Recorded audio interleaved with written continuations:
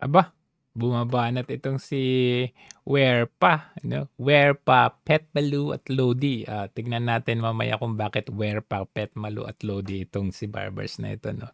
Kasi pikon eh. Pikon talaga ito kahit noon pa. Panoorin natin ito kasi ito talagang napikon sa mga vloggers eh. Of the law, cybercrimes are committed every single minute, unabated and seemingly unstoppable. Wow. The lack of visible active prevention, intervention, suppression, and prosecution of the perpetrators is felt by the aggrieved citizenry. Despite the powers given to these agencies, Madam Speaker, criminals are having a heyday every day in the web. Wow. Criminals na daw tayo, vloggers. Seem to be helpless. To state the obvious, Madam Speaker, dozens or hundreds, if not thousands of trolls, probably criminals daw. paid by pogo and drug money.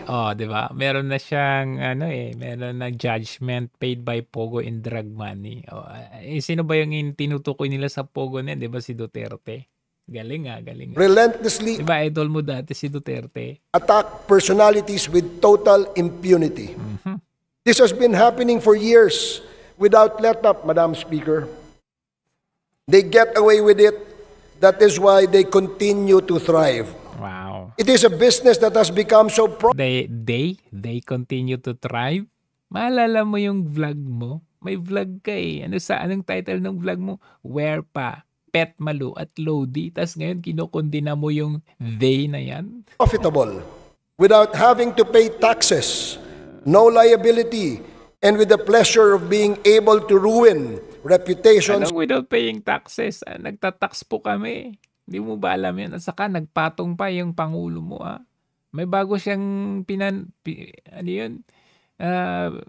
pinirmahang batas para taksan yung mga online na yan. Kasama yung Netflix, kasama yung YouTube. Galing, di ba? Of people without having to worry about getting caught and punished. The ultimate goal of the trolls, Madam Speaker, is to create chaos. Diba? Trolls na kaagad yung mga ano. Diba yung Pangulo mo umamin na merong trolls siyang binabayaran? Trolling is the means to destroy this peace and create chaos. Wow, yung pinaggagawa niyang walang kwentang hearing na yan, yan yung chaos, yan yung trolling. These trolls get paid, and we all know that. Tama, get paid. Tanungin mo si Marcos, gawain niya yan. The sheer number of trolls and the amount of false information that they flood the web with will give you an idea on the value or amount of money needed to pay them. Will this innocent person disburse enormous amount of money and laugh out loud at the false information? Ilang kayang money ang na-disburse dyan sa hearing nyo yan? Balita ko may bayad per hearing yan disbursement. Being disseminated? Mga dyan sa mga ayu-ayuda niyo, ginagamit yung pangangampanya. Obviously, Madam Speaker, the ones funding these malicious campaigns are the ones hurting the most. Wow. They are also the ones who have the vast financial resources to pay these trolls. One thing is for sure, Madam Speaker, the money involved is staggering. Wow. Which can only probably come from illegal pogos and drug syndicates operating in the country. Madaling ubusin ang... Tanungin mo nga si Pangulo mo. Sabi niya, all pogos are banned. Patapos na, Disyembre na. Ano nangyari? Hindi pinaghihirapan, ika nga. I rise to represent the aggrieved parties which include no less than the President, government officials, including myself, and ordinary citizens who have been victims of these cybercrimes. Wow. I call to action all our agencies in charge of investigating these crimes to be more active and make their presence felt so that our people may be protected by... Hindi nga nila mahanap si Bantag eh. Tapos pa, imbestiga mo yung mga vloggers. Kung talaga silang epektibo sila, may confidential at intelligence fund sila, di nila mahanap sila Bantag, Saan si Atty. Harry Roqueng bansa? Ay, by the nako. civil servants who draw salaries from their taxes.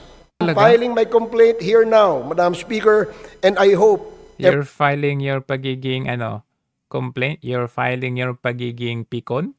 everybody's listening. Of these possibly pogo and drug money sponsored trolls and vloggers. To all you trolls and malicious vloggers, let me say this. It is all right to criticize us politicians.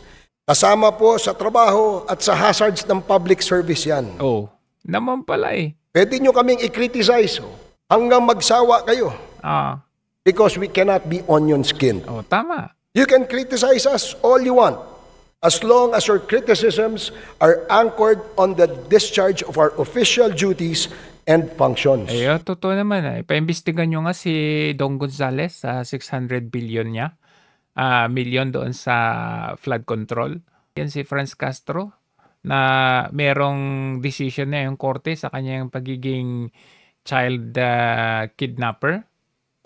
But when you cross the line, Madam Speaker, and impute malice on what we do and attack our persons, you Alata naman yung ginagawa niyo dyan sa Quadcom na yun eh. cease to be protected by your constitutional rights. Kasama nyo nga mismo sa Kongreso ang nagsabing Quadcom yan.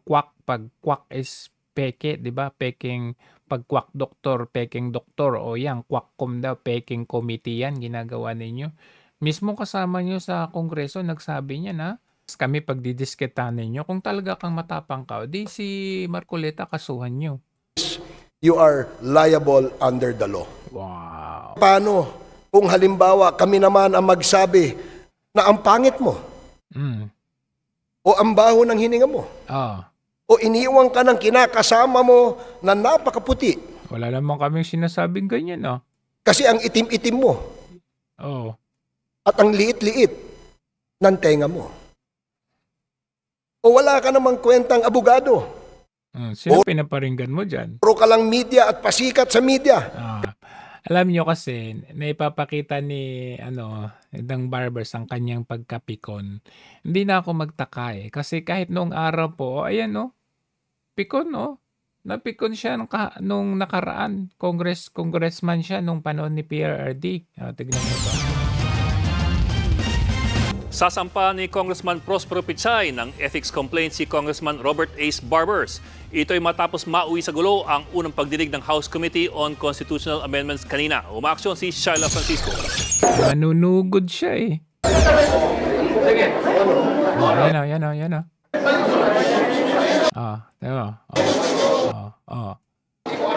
Duro pa more. Mr. Chairman, I move to adjourn. Sa muntikang rumble, nagtapos ang unang hearing ng House Committee on Constitutional Amendments kaugnay sa isinusulong na charter change ang Administrasyong Duterte.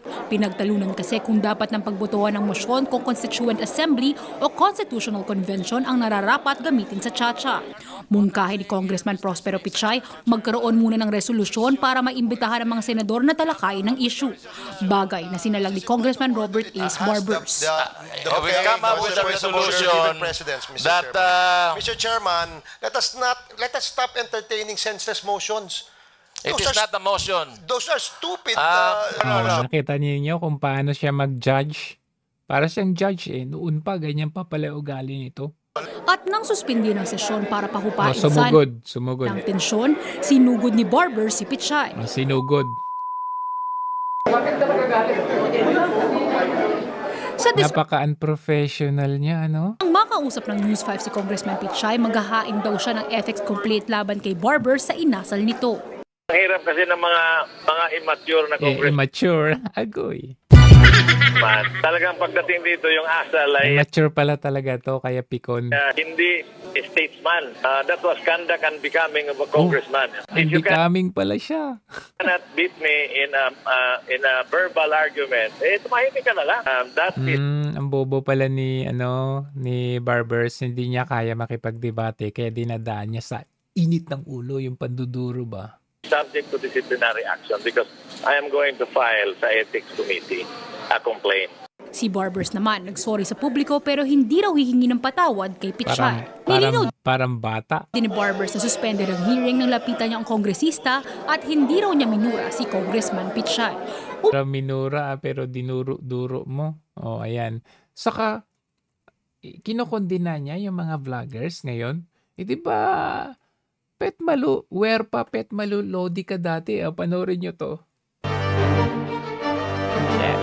Yung social media kasi ngayon is a part of one's life, no?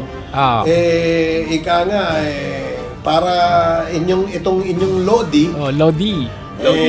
Maging Pet Malu, kailangan sumali tayo sa mga ganyang klaseng mga vloggers, mga pagbabago, no? And I think we cannot avoid, no? Looking at it as part of our lives, no? Kasi ba't napipikon ka ngayon? Or the other, no? Social media is not just a technology or not just a hardware. It is already a part of one's life. You cannot live without a cell phone these days. You cannot live without us. You cannot live without looking at least at your Facebook page or at your Facebook or even texting someone that you care about, no? Bakit onion skin ka ngayon? In a day, wala hong araw na lumalampas na hindi nyo ginagawa yan. So, ika nga, pag ikaw ay informed, ikaw ay educated because of the social media, meron kang werpa. Wow, werpa. Dahil meron kang werpa, pwede ka maging Lodi. Diba? At para maging loading-lodi ka na Pet Malu, kailangan updated ka palagi. Kaya yun po kaya pala updated ka palagi at napipikon. Yung sikap ko. Ngayon, gagawa kayo ng batas na dapat daw maging accountable. Akala ko ba werpa, Pet Malu at Lodi? Makuha. Nga ako nag-Viber na sa ngayon, no?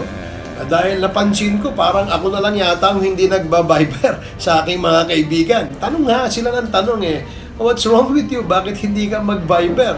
Ba't hindi ka updated? Sana di ka na lang nag-Viber at social media kasi pikon ka pala. No, ba't hindi ka mag-Facebook?